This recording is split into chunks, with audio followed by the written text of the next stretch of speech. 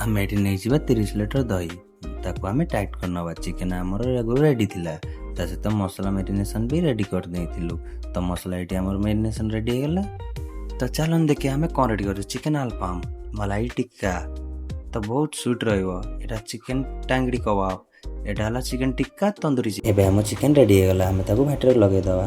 तो भाटर हला पर हम तंदूर चिकेन पकेवा। तंदूर चिकेन भी आमर बहुत स्पाइसी चटपटा रहिबो। ता सहित ये आम चिकेन अल्फाम नहीं नवा ताकू भी आम बहुत आगु रेडी कर रखी ताकू भी आम भाटर पकईदवा। तापर ये आम चिकेन अफगान चिकेन पकेवा। अफगान चिकेन भी आमर खत्म हो गला। तापर आम टांगड़ी कबाब पकेवा। ये आम मलाई चिकेन भी रेडी। तो लाइक सब्सक्राइब करिया भूलिबेनी। एमती आपण मो ब्लॉग को सपोर्ट करता तो मुझे आगो को बहुत भल ब्लॉग पकेया चेष्टा करी। तो ये आम कबाब रेडी हो गला डिस्प्ले लगे गला। रही सांग मैंने जय श्री जगन्नाथ।